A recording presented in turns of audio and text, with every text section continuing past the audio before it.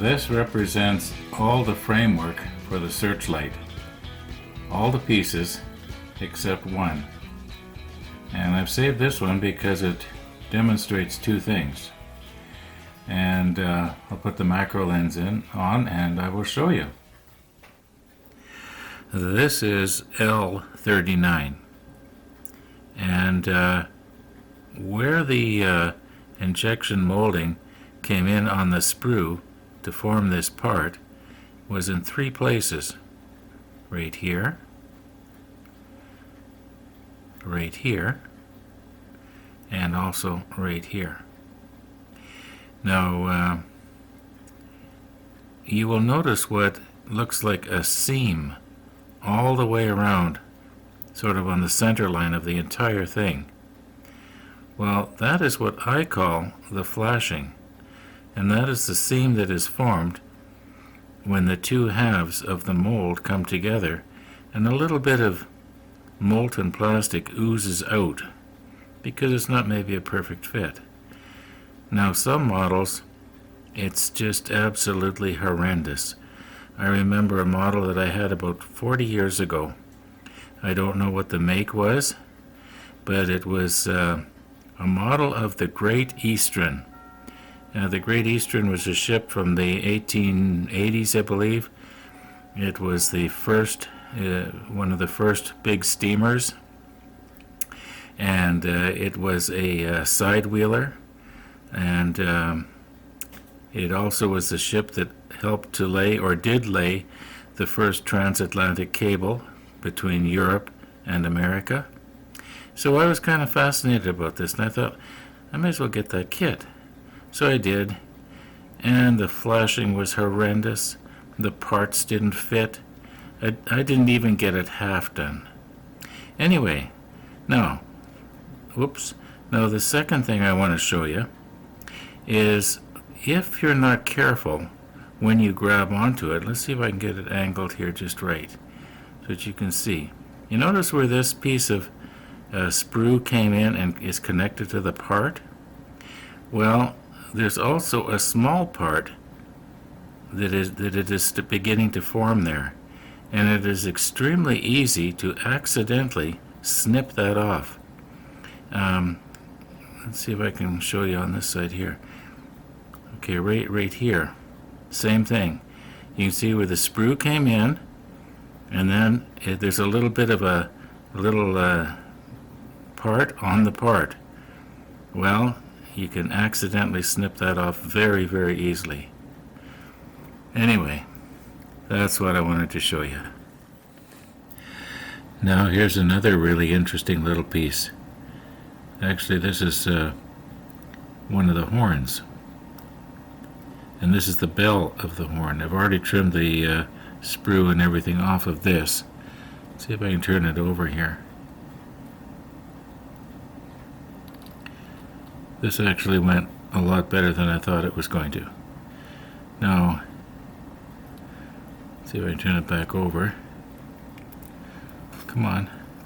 There we go. Okay. Now, if a person isn't careful when you're trimming this thing up, okay, here. You notice right here where this piece of sprue ends and the part begins, you wouldn't want to be trimming this off. In other words, you might trim this off and think that it's part of the sprue, but it's not. This part that I'm touching right now, you don't want to accidentally cut off. You want to cut it right there and leave that, because that has to be mounted down into a hole in the ship somewhere. And here again, it's really important to know what is it supposed to look like so that you know what to remove and what not to. So this and this and this come off, but where? Okay, and this piece here will get mounted, will get stuck on the end there. Anyway, we're talking about, these are millimeters, by the way. Okay, I've trimmed this part, And also for perspective, I've got the ball from a ballpoint pen here. Now I don't think that the ball from the ballpoint pen would even fit in there. Okay. I think that's going to be alright if we just use a little bit of glue.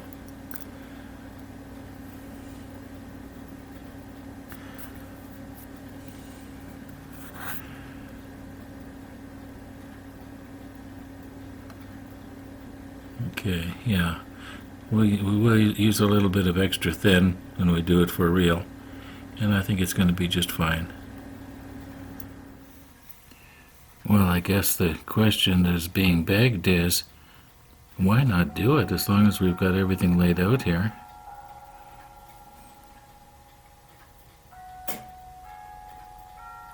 There.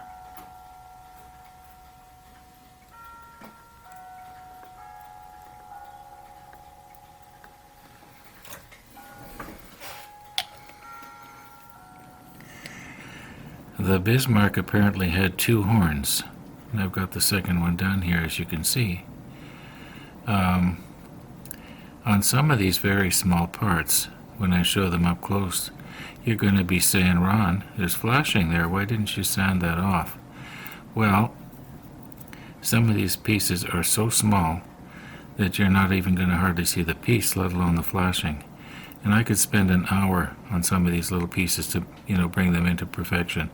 I'm not trying to win a prize at a model contest here. I'm thinking that a kit like this, if you want to do it really nice, you do it as a team. You might have about 10 people working on it like a club or something. And you just, each person does like 1/10 of it. And that's my opinion anyway. Because there's just too many man hours to do a perfect job.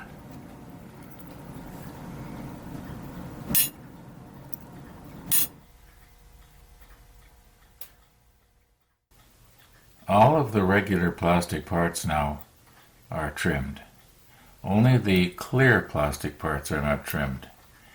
And I've got a bit of a puzzle going on, and that is, why is the entire part made of clear plastic? Like why would that be clear? That doesn't have to be clear. I can see where, if they want to make the lens clear, that makes sense. And the same thing with these little guys here. Well, they're so small you can hardly see them. I'm going to put the macro lens on and we'll zoom in and we'll look at them nice and close. But these other ones here, they're done. They're ready to fasten together. Well, these ones already are. The ship's bell. That's going to be it should be painted so it looks bronze. I've got paint that will look like it. I'll use the same paint as I did on the propellers. That'll work good. But then it's going to be hard to not get it on this little pedestal or whatever you want to call it. Yeah. Anyway, let's get the macro lens on and have a close look here and try and figure this out. Now I can see where parts of this piece here should be clear. Okay. Like the lens part. You can see it's sort of designed in such a way there that it's going to fit inside something. If I get the angle just right. Alright. But this piece here, forgive the awkward way I'm holding on to it, but I just couldn't grab it by the piece of sprue properly without it pinging away. Anyway, you can sort of see there that, you know what, maybe if I just lay these down and quit poking at them. I can't see where any part of this should be clear. This is part of the frame. Yeah, no part of it should be. Let's see if I can turn it over. I'd probably do it best with my fingers here. Okay, I finally got it the way I wanted. Okay, you can see here where it kind of is recessed a little bit. You can poke the tweezer into a little hole there. Well, I think that is where the little part on this is supposed to fit in. I haven't tried it yet. But anyway, none of this should be clear. It's going to all be painted.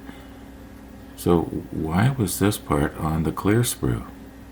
Like I say, I can see where part of this might be nice to have it clear. But then again, the whole thing? You know, in reality, on the real ship, not all of this would have been glass. Just the center part. At least makes sense to me.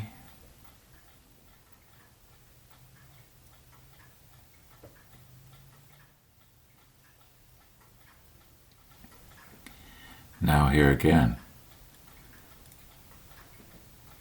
I can see where this piece here should be completely painted. So why use the clear plastic? At first I thought that, well, maybe this part right here, was supposed to be clear, but it's not. There's going to be a piece of photo etch going over top of that. I was just thinking here as I was editing out this clip right now, perhaps the light is supposed to pass through the grill work of the photo etch. But that doesn't make any sense either. The light is supposed to come out the front, not out the back. This piece here, well, of course, that's the lens. And they actually made it sort of optically clear. They did a nice job of that. It actually looks like a lens, doesn't it? Anyway, I can see where that would be clear. Let's try not to scratch it, okay? In the comments from yesterday's video, Jim had asked me what wood or could I use those Tamiya nippers for in the woodworking shop. And that got me to thinking, I had made up those homemade side cutters with the extra narrow cutting ability so that I wouldn't have to wear out my new nippers. Now, the way I see those new nippers is, yes, they'd probably be handy for, I suppose if you had used a toothpick as a dowel or something and you wanted to, cut it off flush with the surface of your project. Yeah, it'd be okay for that. Really, in the woodworking shop, I don't think I'd use it too much. Now, here's my thinking on those nippers. Do you remember a few episodes back I was sort of complaining about the fact that my new homemade cutter that I'd made was getting sort of dulled when it was hitting the glass?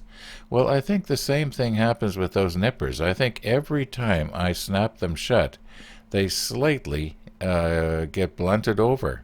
You lose the sharp edge. And that is why I made the homemade ones, so I could do it for most of the rough cutting. But I'm finding now, because the Tamiya ones work so well, I'm just they're my go-to cutter. But I should make the effort to use the homemade ones when I can, and save the Tamiyas. I think they get rounded over every time you use them, just a little bit. Now that's my unprofessional opinion. I don't know for sure. I haven't tested it, but it makes sense to me. It's possible I could resharpen those maybe once or twice very carefully on the Tormac. Then there again, that's just my unprofessional opinion. Yeah. Now here's something that I should mention, and that is I realize that some of you are in all likelihood becoming quite worried. I have moved upstairs out of my woodworking shop and I'm making plastic models. Also, the other day you found out that I'm wearing my holy socks upside down so I don't have to go out and buy a new pair. The heel had a hole. Anyway. And yesterday you're thinking, you know what? Ron is now starting to see rabbits. Well, I just thought I'd set this straight. There really are rabbits. This was last night, just before sundown. Now, when I was snipping these off of the sprue yesterday, both myself and one of the viewers noted that the snip sounded different. In other words, it sounded, you might say, brittle. And the question is this plastic maybe a little bit more brittle than the other plastic? And offhand, I'm going to say it probably is. And that sort of makes me wonder, why would they make this piece out of brittle plastic if they don't have to? Anyway, let's just see if we can carefully remove this piece of sprue off of this part. I'll zoom in just a little bit closer. Now, you will notice on this piece of plastic that they have simulated probably bolts or rivets all the way around the outside.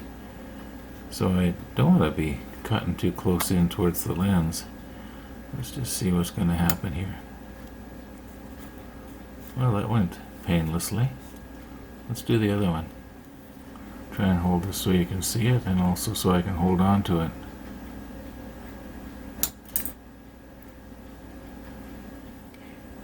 Now here again we have another one of those situations where the sprue ends and it's attached to the part.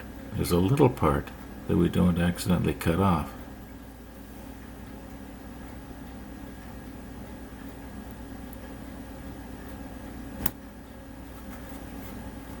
Well, see if I can turn that up so we can see it.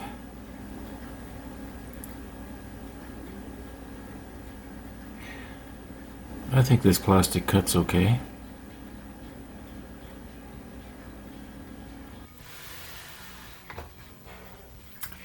Now, when I was editing out that last little bit there, and when I did the one little snip on one of these pieces, I thought I saw what looked like a crack form.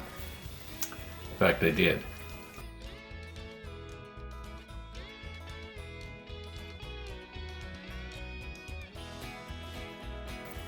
And I just want to see here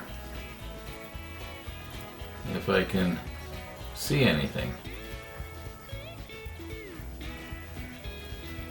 Don't tell anybody, and the judges will never know. All of our clear plastic parts now are snipped and trimmed and sanded smooth. They're as good as I'm going to get them. Now we're going to need photo etch D12. That's those round things. And we need 7 of them, but I'll probably remove 8. On the other hand, maybe I won't. Maybe I'll just do 7 and I'll leave the 8th one on the sprue. Or I guess on the sheet. Anyway, that's it for today. Thanks for watching, and all being well, we'll see you again tomorrow.